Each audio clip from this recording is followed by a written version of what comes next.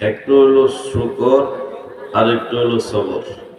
আমার এই আলোচনাটা এই অল্প সময়ে সকল ভাইয়েরা মন দিয়ে শোনার চেষ্টা করবেন। পর্দার আড়ালে মাও বোনেরা আপনারাও শোনার চেষ্টা করবেন। ভাইয়েরা আমার, আল্লাহর প্রিয় বান্দা আমরা হতে চাই। যদি প্রশ্ন করি আমাদের সৃষ্টিকর্তা কে আল্লাহ, আমাদের পালনকর্তা কে আল্লাহ, আমাদের রক্ষাকর্তা কে আল্লাহ, আমাদের আরোগ্যদাতা কে আল্লাহ, আমাদের এই জীবনের মালিক কে আল্লাহ, আমাদের মরণের মালিক কে আল্লাহ, সকল কিছুর মালিক যিনি, জবান খুলি তিনি কে? আরো সুন্দর আওয়াজে বলি তিনি কে? ভাইয়েরা আমার, আল্লাহ। সেই আল্লাহর সন্তুষ্টি অর্জনের জন্য, আল্লাহর নৈকট্য লাভের জন্য, আল্লাহর প্রিয় বান্দা হওয়ার জন্য আমাদের যেই সকল করণীয়, তার মধ্যে দুইটা যে বিষয় নিয়ে একটু করে আলোচনা করতেছি। একটু হলো শুকর আর একটু হলো সবর। একটু হলো শুকর আর একটু হলো সবর। অল্প একটু আলোচনা আপনারা মন দিয়ে শুনেন আমলের নিয়ম।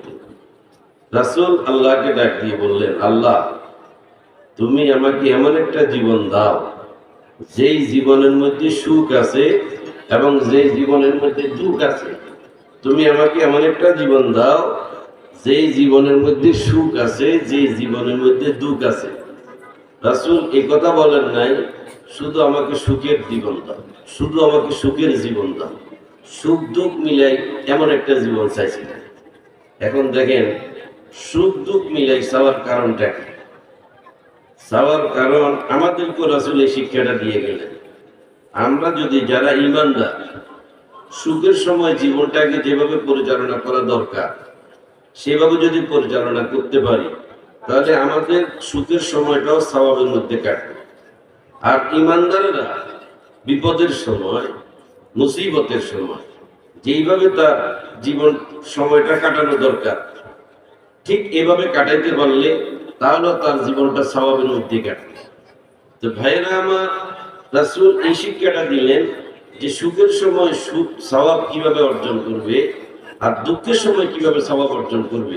তাহলে একজন মুমিন তার পুরো জীবনটাই সওয়াবের মধ্যে কাটাতে পারবে। এখন কেমনে দেখেন, রাসূল বলছেন, ক্বালা রাসূলুল্লাহ সাল্লাল্লাহু আলাইহি ওয়াসাল্লাম, আজাবাল লিল মুমিন ইন আসাবাহু খায়রুন হামিদাল্লাহ ওয়া শাকারা ওয়া ইন আসাবাহু মুসিবাতুন হামিদাল্লাহ ওয়া সাবারা ফাল মুমিনু ইউজারু ফি কুল্লি আমরিহি। রাসূল বলছেন, মুমিনের, ঈমানদারের প্রত্যেকটা কাজ আশ্চর্যজনক। যেমন মুমিন যখন, ঈমানদার যখন ভালো থাকবে তখন হামিদাল্লাহ ওয়া শাকারা, তখন তারা আল্লাহ পাকের তারিফ করবে, আল্লাহ পাকের প্রশংসা করবে। এটা হলো ঈমানদার ব্যক্তি সুখে থাকলে তখন তারা আল্লাহ পাকের প্রশংসা করবে এবং শুকরিয়া আদায় করবে। কিন্তু ভাইয়েরা আমার, এরপরের অংশ দেখেন, এই কথাটা আর একটু বড় করে বলতেছি অন্যান্য হাদিসের সমর্থনে। দেখেন এরপরে রাসূল বলছে, ওয়াইন আসাবাতুহু মুসিবাতুন হামিদাল্লাহ ওয়া সাবারা। রাসূল বলছেন মুমিন ব্যক্তি যখন মুসিবতের মধ্যে পড়ে, মুসিবতের মধ্যে থাকে, তখন তারা কি করে? হামিদাল্লাহ ওয়া সাবারা, তারিফ করে আল্লাহ, প্রশংসা করে আল্লাহ এবং তারা সবর করে। তাহলে ঈমানদার ব্যক্তি সুখের সময় তারিফ করবে আল্লাহ এবং শুকরিয়া আদায় করবে। ঈমানদার ব্যক্তি মুসিবতের সময় প্রশংসা করবে আল্লাহ এবং সবর করবে। এবার আপনি আসেন, কথাটা একটু আলোচনাটা মন দিয়ে শুনেন, আমলের নিয়তে শুনেন। শুধু নাফরমানেরা কি করে? নাফরমানদের ব্যাপারে রাসূল বলছেন কি? قال رسول الله صلى الله عليه وسلم صوتان ملعونان في الدنيا والآخرة مزمار عند نعمة ورنة عند مصيبة। নাফরমানেরা দুইটা শব্দ, দুনিয়াতে অভিশপ্ত, দুনিয়া এবং আখিরাতে অভিশপ্ত। অভিশপ্ত এটা কি? নাফরমানেরা যখন সুখে থাকে, যখন আনন্দে থাকে, নাফরমানেরা যখন ভালো থাকে, তখন তারা গান বাজনা করে, তখন শরীয়ত বিরোধী কার্যকলাপে তারা লিপ্ত হয়, ধর্মের বিধান তারা মানে না, ধর্মের বিধানের বহির্ভূত কাজে তারা তখন লিপ্ত হয়। আর নাফরমানেরা যখন মুসিবতের মধ্যে পড়ে, ওয়ারান্নাতুন ইনদা মুসিবাতিন, মুসিবতের সময় তারা বিলাপ করে করে কাঁদে। ঈমানদার ব্যক্তিরা সুখের সময় শুকরিয়া আদায় করে, ঈমানদার ব্যক্তিরা মুসিবতের সময় তারা সবর করে। আর নাফরমানেরা সুখের সময় গান বাজনা অর্থাৎ শরীয়ত বিরোধী কার্যকলাপে লিপ্ত হয়। নাফরমানেরা মুসিবতের সময় তারা বিলাপ করে করে কাঁদে। তাহলে ঈমানদার ব্যক্তি সুখের সময় আদায় করবে শুকরিয়া, মুসিবতের সময় তারা সবর করবে। এই শিক্ষা আমাদেরকে দিলেন কে? সাইয়্যিদুল আম্বিয়া মুহাম্মদুর রাসূলুল্লাহ। কথাটা খেয়াল করে শুনতে হবে আমলের নিয়ত। ভাইয়েরা আমার, আমি আসছি খুব বেশিক্ষণ যে ওয়াজ করবো তা নয়, আর এখানে বেশিক্ষণ ওয়াজ করার সুযোগও নাই। আমি শারীরিকভাবে আজকে অত সুস্থ নয়। ভাইয়েরা আমার, তো দেখেন, তাহলে এই যে কথাটা আপনাদেরকে শুনাইলাম শুকরিয়া, কিন্তু শুকরিয়া আদায় করব সুখের সময়। মনে করেন আমি সকল দিক দিয়ে ভালো আছি, আমার টাকা পয়সা আছে, আমার ধন সম্পদ আছে, আমার চাকরি বাকরি আছে, আমার ছেলে মেয়ে আছে, আমি মাশাআল্লাহ অনেকের চাইতে আমি বহু সুখে আছি, বহু সুখে আছি, বহু সুখে আছি। তাহলে সুখের সময় শুকরিয়া আদায় আর মুসিবতের সময় সবর করা। এখন আমরা দেখা গেছে সুখের সময় আমরা যথাযথভাবে শুকরিয়া আদায় করি না। এইরকম নাফরমানের সংখ্যা হলো আমাদের মধ্যে এখনো অনেক বেশি, অনেক বেশি। আমরা সুখের সময় শুকরিয়া আদায় করি না। সুখের সময় শুকরিয়া, শুকরিয়া আদায় বলতে কি? শুকরিয়া আদায়টা দুই ধরনের। একটা হলো আলহামদুলিল্লাহ, আল্লাহর গুণকীর্তনের মাধ্যমে শুকরিয়া আদায় করলাম। আরেকটা কি? আরেকটা হলো প্রকৃত শুকরিয়া আদায়টা হলো আল্লাহর হুকুম মানা, আল্লাহর হুকুম মানা, আল্লাহর অবাধ্য না হওয়া, আর নাফরমানি না করা, আল্লাহর হুকুম মানা। আল্লাহর হুকুম যত বেশি মানবে তত বেশি শুকরিয়া আদায় হবে। আল্লাহর হুকুম যত বেশি মানবে আল্লাহ তত বেশি খুশি হবে। আল্লাহ যত বেশি খুশি হবে আল্লাহ নিয়ামতকে আরো আরো অনেক বাড়াইয়া দিবে। কোরআন কি বলে? লা ইন শাকারতুম লা আযীদান্নাকুম ওয়া লা ইন কাফারতুম ইন্না আযাবি লাশাদীদ। এখানে দুইটা কথা আসছে, শুকরিয়া আদায়ের পরিণাম পর আর শুকরিয়া আদায় না করার পরিণাম পর। এই তেলাওয়াতের মধ্যে দুইটা কথা আসছে। আল্লাহ বলেন, বান্দা আমি কি তোমাকে এত কিছু দিলাম, তুমি যদি শুকরিয়া আদায় করো আমি আল্লাহ কথা দিলাম তোমাদেরকে আরো অনেক অনেক বাড়াইয়া দেব। আর যদি নাশুকরি করো, অস্বীকার করো, তাহলে আমার ধরা বড় শক্ত ধরা। ইন্না আযাবি লাশাদীদ। তাহলে আল্লাহ পাক যত রকম নিয়ামত আমাদেরকে দিলেন, জবান খুলেন শুকরিয়া আদায় করা দরকার আছে না নাই? এই হাত তুলে বলেন শুকরিয়া আদায় করা দরকার আছে না নাই? এই নিয়ামতগুলির মধ্যে এই এলাকার জন্য একটা বিরাট নিয়ামত হলো এই অলিতলা দরবার শরীফ আমাদের জন্য একটা বিরাট নিয়ামত। আজকে যদি এই দরবার এখানে না হইতো, আল্লাহর এই বান্দারা যদি এখানে না শুইতো, তাহলে আজকে এতগুলি আলেমের উপস্থিতি, এত সুন্দর সমাবেশের আয়োজন করা হয়তো এটা কি হতো না, সম্ভব হতো না। তো কাজেই ভাইরা আমার, নিয়ামতের শুকরিয়া আদায় করা লাগবে, নিয়ামতের শুকরিয়া আদায় করা লাগবে। যদি শুকরিয়া আদায় করা না হয় আল্লাহর ধরা বড় শক্ত ধরা, বড় শক্ত ধরা। নিয়ামতের শুকরিয়া আদায় করা লাগবে। আমি শুরু করতেই বলছিলাম ওয়াশকুরুলি ওয়ালা তাকফুরু। আল্লাহ বলছে তোমরা আমার শুকরিয়া আদায় করো, তোমরা নাশুকরি করিও না। তাহলে আমাদের আল্লাহর দেওয়া নিয়ামতের জবান খুলে শুকরিয়া আদায় করা দরকার আছে না নাই? নিয়ামতগুলি আমাদেরকে দিলেন কে? আরো আসতে বলেন দিলেন কে? আরো জোরে বলেন দিলেন কে? কোরআন কি বলে দেখেন, ওয়া ইন তাউদ্দু নি'মাতাল্লাহি লা তুহসুহা। আল্লাহ বলেন আমি আল্লাহ তোমাদেরকে যেই সকল নিয়ামত দিলাম, এই সকল নিয়ামতের যদি গণনা করা শুরু করো, গুনতে গুনতে মানুষ শেষ হইয়া যাবে, কিন্তু আমি আল্লাহর দেওয়া নিয়ামত গণনা শেষ হবে না। তাহলে নিয়ামতগুলি দিলেন আল্লাহ, তাহলে আমরা শুকরিয়া আদায় করব। শুকরিয়া আদায় বলতে আমরা আল্লাহ পাকের অবাধ্য হব না, আমরা আল্লাহ পাকের নাফরমানি করব না, আমরা আল্লাহর হুকুম মানবো, তাহলে শুকরিয়া আদায় হবে। আল্লাহর হুকুম যত বেশি মানবো, আল্লাহ তত বেশি খুশি হবে। আল্লাহর হুকুম যত বেশি মানবো, তত বেশি শুকরিয়া আল্লাহ আরো বাড়াইয়া দিবে।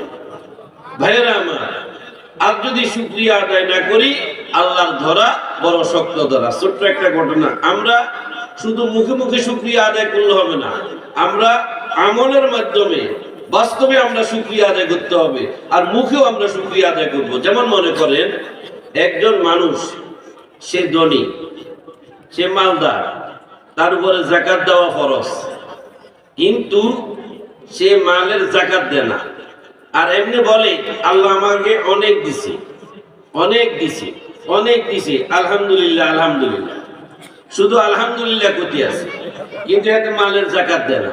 তাহলে আল্লাহর হুকুমটা সে মানল না, সে মালদার, হজ আদায় করে না, আর এমনি বলে আল্লাহ আমাকে অনেক দিছে, অনেক দিছে, অনেক দিছে, আলহামদুলিল্লাহ আলহামদুলিল্লাহ। আল্লাহর কোনো কীর্তন করে, মূলত হচ্ছে আল্লাহর হুকুম মানে না। এটা কিন্তু শুকরিয়া আদায় হচ্ছে না, এটা শুকরিয়া আদায় হচ্ছে না। আল্লাহর হুকুম মানাটাই হলো তার প্রকৃত শুকরিয়া আদায় করা। আমি এই কথাটা বোঝানোর জন্য ছোট্ট একটা ঘটনা দেখেন। আল্লাহর এক প্রিয় বান্দা, আল্লাহর এক প্রিয় বান্দা রাস্তা দিয়ে যাইতেছে, একজন লোক বসা আছে তার ঘরের সামনে, সে খুব চিন্তিত অবস্থায় আছে। আল্লাহর ওলিকে যখন সালাম দিল, আল্লাহর ওলি তাকে প্রশ্ন করলেন সালাম নিয়ে, কেমন আছো? তোমাকে তো খুব চিন্তিত মনে হইতেছে। হুজুর আমি আসলেই খুব চিন্তিত। কেন তুমি এত চিন্তিত হইলা? আমি চিন্তিত হইলাম, এই যে একটা কুত্তা দেখা যায়, এই কুত্তাটার জন্য আমি খুব চিন্তিত। কুত্তার কি হয়েছে? কুকুরটার কি হয়েছে? কুকুরটার হয়েছে, কুকুরটা ক্ষুধায় মারা যাইতেছে, খাদ্যের সংকটে, খাদ্যের অভাবে মারা যাচ্ছে, কিন্তু কুকুরটাকে আমি খুব ভালোবাসি। এখন এটা যে মারা যাচ্ছে, এটাই আমার পেরেশানি, এটাই আমার চিন্তা, খাদ্যের অভাবে। তো তখন আল্লাহর এই প্রিয় বান্দা তার ঘরের দিকে তাকাইল, তাকাইয়া দেখে ঘরের দেয়ালের মধ্যে একটা ব্যাগ আছে, ব্যাগ। তো আল্লাহর প্রিয় বান্দা প্রশ্ন করলেন, এই ঘরটা তোমার? আমার। এই ব্যাগটা কার? এটা আমার। ব্যাগের মধ্যে কি দেখা যায় আছে? মনে হইতেছে কি? বলতেছে ব্যাগের মধ্যে আছে রুটি। জবান খুলেন কি? আর জবান খুলেন কি? রুটি। তো রুটি যদি থাকে, যে কুত্তার মায়ায় তুমি এত চিন্তিত, যে খাদ্যের অভাবে মারা যাচ্ছে, তো তুমি তাকে রুটি দাও না, তুমি তাকে রুটি দাও। তখন সে বলে, হুজুর রুটিটা কিনতে তো টাকা লাগছে, আর চিন্তার বাপ, পেরেশানির বাপ দেখাইতে তো আর টাকা লাগে না। কথা বোঝেন না? চিন্তার বাপ আর পেরেশানির বাপ দেখাইতে কি লাগে না? টাকা লাগে না। রুটিটা কিনতে কি লাগছে? টাকা লাগছে। তাহলে এখন আপনি দেখেন, এটা হলো মায়ার নামে, ভালোবাসার নামে একটা ভণ্ডামি, একটা কি ভণ্ডামি। আমার বোধেছে কোন মানুষ তারা সুখী আছে, শান্তিতে আছে, আরামে আছে, কিন্তু আল্লাহর হুকুম তারা মানতেছে না।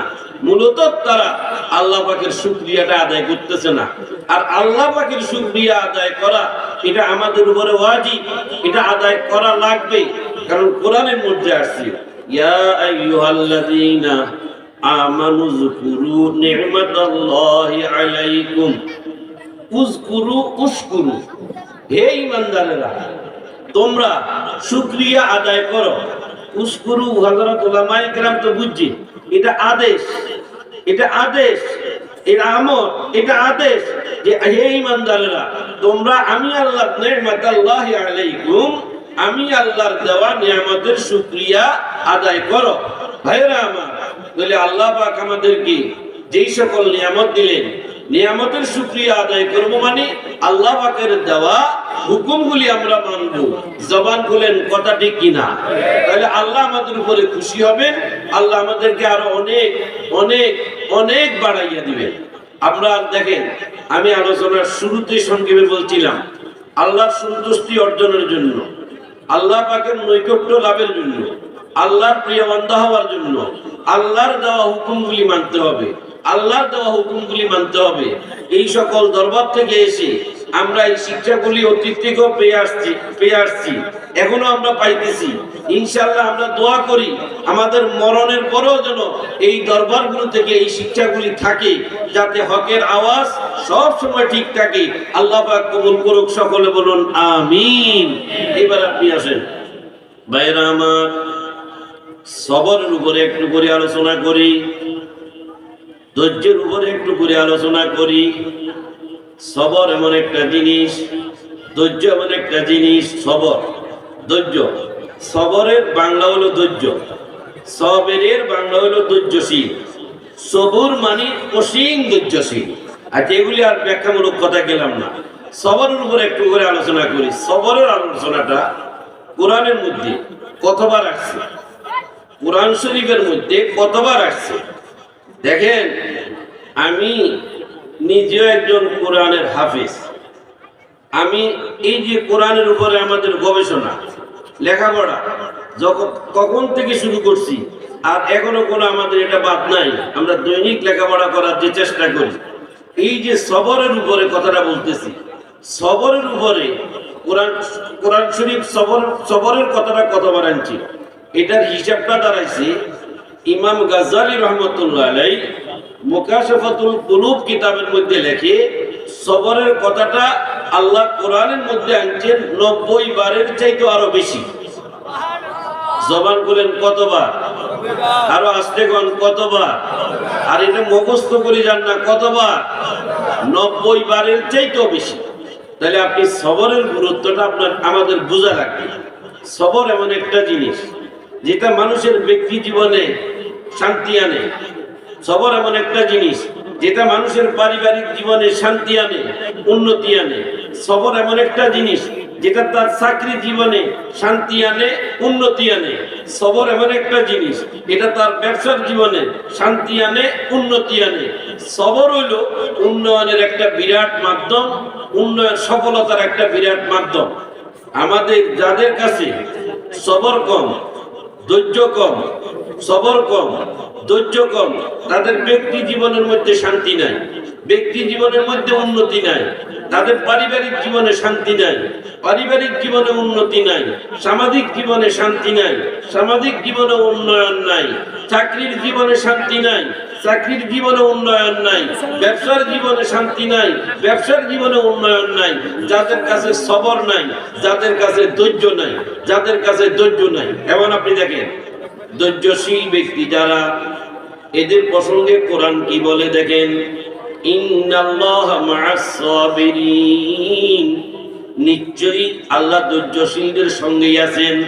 এবার আপনি দেখেন কোরআন আরো কি বলে, ইন্নামা ইউওয়াফাস সাবিরুনা আজরাহুম বিগাইরি হিসাব, ধৈর্যশীলদেরকে প্রতিদান কিভাবে দেওয়া হবে? বিগাইরি হিসাব, বিনা হিসাবে। তাহলে ধৈর্যশীল ব্যক্তিদেরকে আল্লাহ কত বেশি ভালোবাসেন। আল্লাহু ইউহিব্বুস সাবিরিন, ধৈর্যশীল ব্যক্তিদেরকে আল্লাহ মহব্বত করেন, ভালোবাসেন। আর রাসূল বলেন ওয়াস-সাবরু সাওয়াবুল জান্নাহ, ধৈর্যের প্রতিদান হলো জান্নাত। তাহলে আমরা এই যে আলোচনাটা আমি করে যাচ্ছি, আমি খুব বড় ধরনের বক্তা নয়, আমি একটা সাধারণ মানুষ, আমি খুব বড় ধরনের কোনো কিছু নয়, আমি একেবারে একজন নগণ্য মানুষ।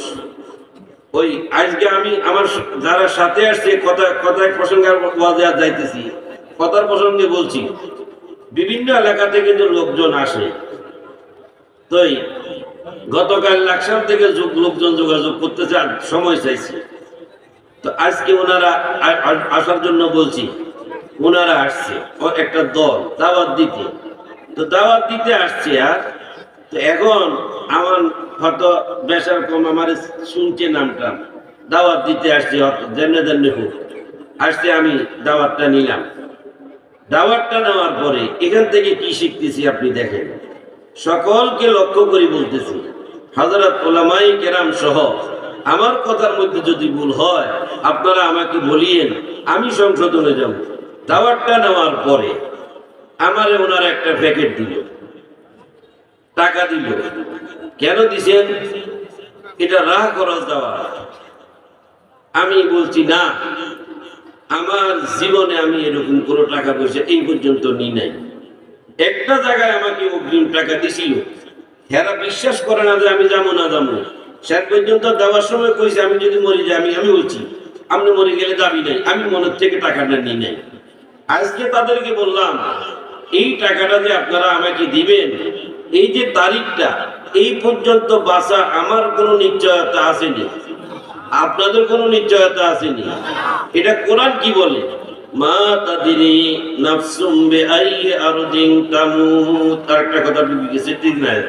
কে কখন মরবে, কোথায় মরবে, এটা কারো কোনো জানা, জবান করেন, কারো কোনো জানা নাই। তো এখন সেই দিকে না যায়। তো বলতেছিলাম ভাইয়েরা আমার কোন প্রসঙ্গে কোন দিকে চলে যেতেছে, সবর ধৈর্যের কথাটা বলতেছিলাম। এই যে সবর, এটা এমন একটা আমল, এটাকে আল্লাহ খুব বেশি পছন্দ করেন, এটাকে আল্লাহ খুব বেশি পছন্দ করেন। এই সবরের কথা বলতে যাইয়া একটা কথা শুনেন, এই আয়াতটার উপরে হযরত ইমাম আবুল হাসান খিরকানী রহমতুল্লাহ আলাইহির প্রসঙ্গটা একজনে লিখতে যাইয়া এই আয়াতটাকে তিনি প্রমাণ হিসেবে আনছেন। কি আনছেন? সবরের ফজিলতের, ইন্নাল্লাযীনা আমানু ওয়া আমিলুস সালিহাতি সাইয়াজআলু লাহুমুর রাহমানু বুদ্দা।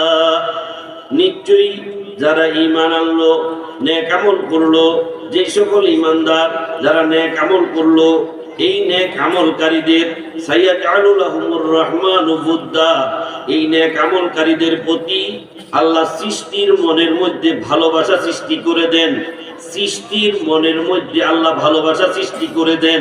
এবারে আপনি সবরের কথাটা আসতেছে, দেখেন ভাইরা আমার।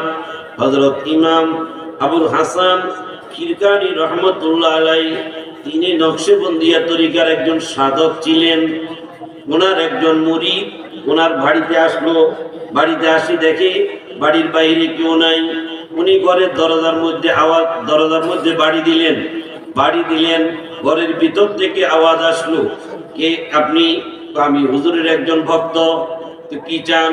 ঘরের ভিতর থেকে মহিলা বলল, কি চান? আমি হুজুরকে চাই। হুজুর কোথায়? ওই মহিলা কর্কশ ভাষায় উত্তর দিল, হুজুর কোথায় আছে আমি জানি না। কর্কশ ভাষায় 2-3টা প্রশ্নের উত্তর দিল, সুন্দর ভাষায় দেন নাই। আল্লাহ প্রিয় তখন হুজুরের এই ভক্ত বাড়ি থেকে বাইর হইলেন মনে দুঃখ নিয়া, যে আমি হুজুরের বাড়িতে আসলাম, অথচ হুজুরের ঘরের মধ্য থেকে 2-3টা কথার উত্তর পাইলাম কর্কশ ভাষায়। এটা কেমন মহিলা, এটা কেমন মহিলা? হুজুরের ভক্ত বাড়ি থেকে বাইর হইয়া যখন তিনি যাইতেছেন হুজুরের সন্ধানে, যাইতে দেখা গেছে হুজুরকে পাইলেন রাস্তার উপরে। হুজুর আসতেছে, কিভাবে আসতেছে? একটা বাঘের উপরে সওয়ার হইয়া। কিসের উপরে? আরে জবান করলেন না, কিসের উপরে? বাঘের উপরে সওয়ার হইয়া। তো হুজুরের মুরিদ হুজুরকে সালাম দিল, হুজুর বাঘটাকে দাঁড়া করাইলো। এরপরে মুরিদ বলতেছে, হুজুর এই বাঘে পর্যন্ত আপনাকে ইজ্জত করে, এই বাঘে পর্যন্ত আপনাকে শ্রদ্ধা করে, আপনার কত মর্যাদা, আপনি অঞ্চলের বড় আলেম, আমাদের অনেক বড়, আপনি আমাদের একজন ইমাম, এই কথাগুলি বললেন। তো আপনাকে এই বাঘে পর্যন্ত পিঠের মধ্যে লইল, বাঘে পর্যন্ত ইজ্জত করে, বাঘে আপনাকে সওয়ার করে, আপনাকে আমরা কত সম্মান করি, কিন্তু আপনার ঘরের মধ্যে এই অবস্থা কেন? ঘরে কি হয়েছে? আমি ঘরের দরজা বাড়ি দিয়ে জিজ্ঞাসা করলাম, হুজুর কোথায়?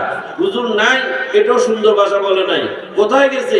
আবারও জিজ্ঞেস করলাম, কর্কশ ভাষায় উত্তর দিছে। তো ঘরের মহিলা, হুজুর এমন কেন? তখন হুজুর বলে, এটা আমার স্ত্রী, কিন্তু তার কোনো সবর নাই, তার কোনো ধৈর্য নাই, তার কোনো সবর নাই। এর সাথে আমি ঘর করতেছি। আমার জীবনটা আমি সবরের পরিচয় দিতেছি, ধৈর্যের পরিচয় দিতেছি।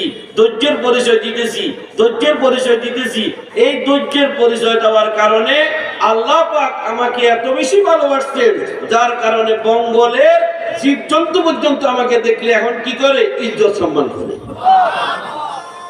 ইন্নাল্লাযীনা আমানু ওয়া আমিলুস সালিহাতি সাইয়াজআলু লাহুমুর রাহমানু বুদ্দা। নিশ্চয়ই যে সকল ঈমানদাররা নেক আমল করবে, নেক আমলের মধ্যে সবর, এটা একটা নেক আমল। জবান খুলেন, কথা ঠিক কিনা? আর এই সবর যারা করবে, আল্লাহু ইউহিব্বুস সাবিরিন, আল্লাহ তাদেরকে ভালোবাসবে। অতএব ভাইয়েরা আমার, আমি আপনাদের কাছে এই সবর আর শুকরের উপরে সংক্ষেপে একটু আলোচনা রাখলাম। দেখেন, এরপরে বলতেছি, আমি আলোচনার শুরুতেই সবরের বলছিলাম, যার জীবনে সবর নাই, তার জীবনে শান্তি নাই, তার জীবনে শৃঙ্খলা নাই, সে ব্যক্তি জীবনও নাই, পারিবারিক জীবনও নাই, পারিবারিক জীবনও নাই। জবানটা খুলেন না, কথা ঠিক নেই। আরে জবান খুলেন, কথা ঠিক নেই। আমি আপনাদেরকে উদাহরণ দিই, একটা ছোট্ট উদাহরণ। যেমন একজন যুবক, যার কোনো ধৈর্য ছিল না, যার ধৈর্য নাই, ঘরের মধ্যে গেলে একই অবস্থা, স্ত্রীর সাথে কথাবার্তা হইতে না হইতে সে রাগি যায়, সে আপনার স্ত্রী, আপনার সে নানা ধরনের আঘাত দেয়। এই যে স্ত্রীর ধৈর্যের পরিচয় সে দিতে পারে না, অধৈর্য, একেবারে তার ধৈর্য নাই। এইভাবে তার স্ত্রী কিছুদিন তার সাথে থাকার পরে, বিয়ে করার পরে কিছুদিন থাকলো, অসহ্য হয়ে গেছে যে আমার স্বামীটার ধৈর্য নাই, এই যুবকটার ধৈর্য নাই, স্বামীর ধৈর্য নাই। এইভাবে তার অত্যাচার কতদিন আর সহ্য করবো, কতদিন আর সহ্য করবো, কতদিন আর সহ্য করবো? তখন করলোটা কি, একদিন যখন মাগরিবের পরে মনে মনে বসে, মনে মনে সে সিদ্ধান্ত নিল, আজকে যদি, যখন আমার স্বামী আসবে, আমি তার সাথে কোনো কথাই বলবো না, কোনো কথাই বলবো না, কোনো কথাই বলবো না। চাই কি হয়, শেষ পর্যন্ত আসলে স্বামী আসলো, এই যার ধৈর্য নাই, সে কথা বলতে চায়, কথা বলে না। স্ত্রী কথা বলতে চায়, স্ত্রীর সাথে কথা বলে না, কথা বলে না, কথা বলে না।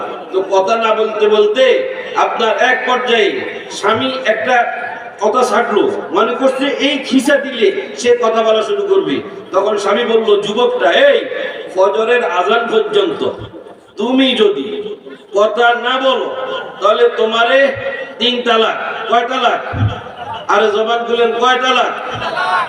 1 2 3, কয় তালাক? 3 তালাক দিলে এটা থাকেনি। আরে জবান খুলেন না, 3 তালাক দিলে থাকেনি, এটা থাকতো না। যদিও রাগের মাথায় কয়, যদিও নানা ধরনের কথা কয়, যদিও বিভিন্ন কৌশল অবলম্বন করে, ভাইয়েরা আমার, আপনি রাগের মাথায় ঘরের মধ্যে আগুন দিলে সেই ঘরও জ্বলে শেষ হয়ে যাবে।